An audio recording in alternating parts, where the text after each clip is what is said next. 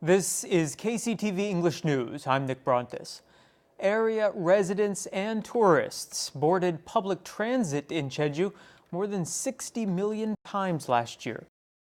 The province's big data analysis of ridership puts last year's tally at about 62.5 million. That's 10.8% more than the year before. It's the first time the total has topped 60 million since 2000. Provincial representatives say the increase is the result of a revamp to the public transit system that expanded bus routes and increased the number of times the buses run. The island's traditional moving season has begun. Shingugan begins on the 5th day after Daehan on the lunar calendar, and it ends 3 days before Ipchun. This year, it began on January 25th and ends February 1st. Legend has it that the 18,000 gods of Jeju returned to heaven during Shingugan, giving local residents the chance to do things like move, fix barns, or repair houses without disturbing them. It's due to this custom that Jeju people have traditionally moved during the winter, despite the cold weather. The tradition continues, but it is not as strong as in years past. The Jeju April 3rd Incident Working Committee has reviewed hundreds of new claims from people who say they or their relatives were victims of the incident.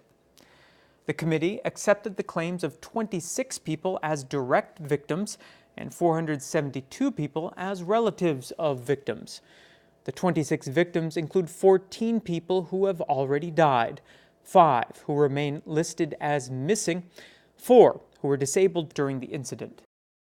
Committee members shelved deliberations on the cases of another 4 potential victims and 80 relatives, saying they needed to assess those claims in more detail. The working committee has accepted about 7,200 claims so far.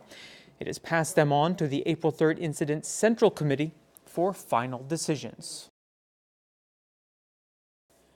Jeju kiwis are getting more popular in Hong Kong and Southeast Asia. According to Jeju Agricultural Research and Extension Services, Jeju exported about 160 tons of kiwis that were grown in 2018. That's about twice the total of the year before. Of particular note, the 1 ton of Korean sweet gold kiwis that were exported on a trial basis last year got such a good response that the shipping amount has been up to 50 tons. Kiwis grown in 2018 were first exported to Hong Kong last October. This year's goal is to ship 300 tons of the fruit by this May. The Jeju Fire Festival has again received the grand prize in the Korea Festival Contents Awards. The Korea Festival Contents Association recently assessed the events held in the country last year. It awarded the Jeju Fire Festival the grand prize in the Festival Tourism category for the 4th year in a row.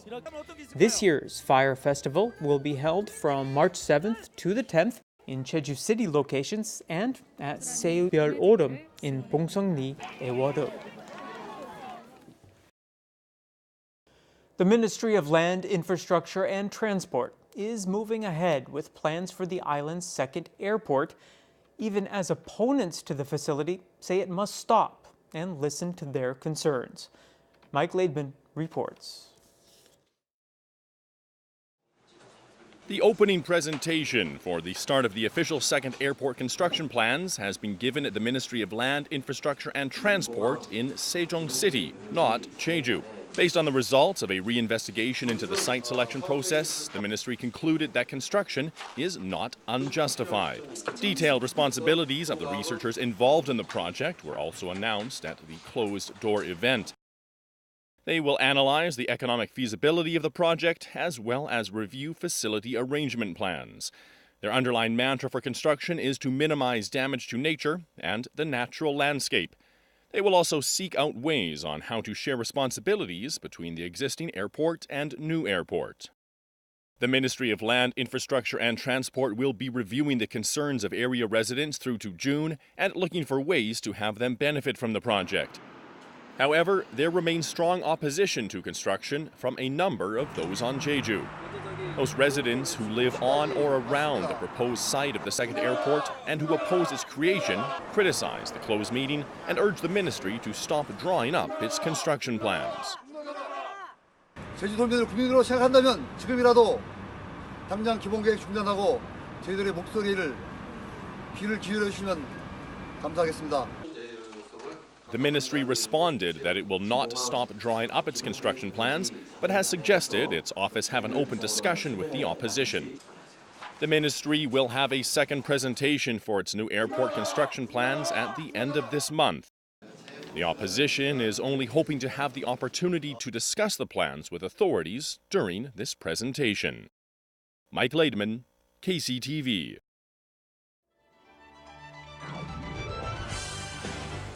Halim Park is displaying over 500,000 flowers this month in its annual Narcissus Festival.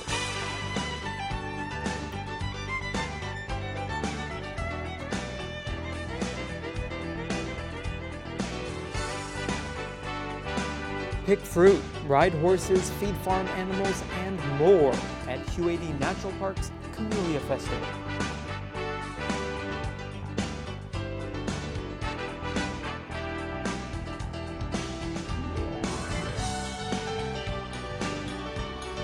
Brighten up your nights at the Jeju Light Art Flash, which is running through March 15th.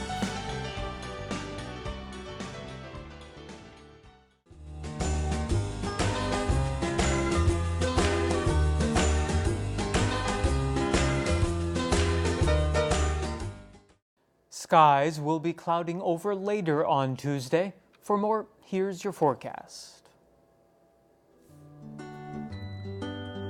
The low in Jeju City will be 2, and the afternoon high 9 degrees.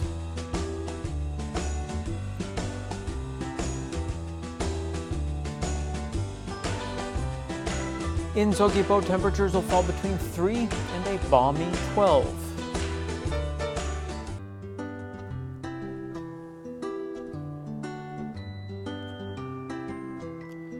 In Seongsan, the low before lunch will be 1, and the high later on 9 degrees.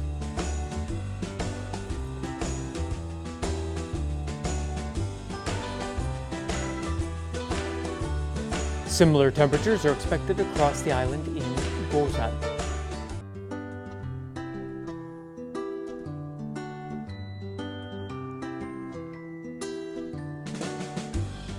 And the morning low up on the mountain at Songpanak will be 3 degrees below zero, and the afternoon high 5 above.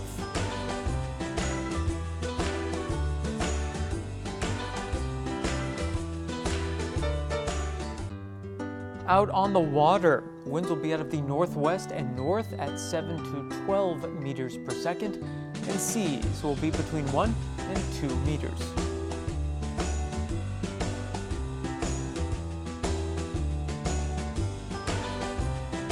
And here's a look at the extended forecast.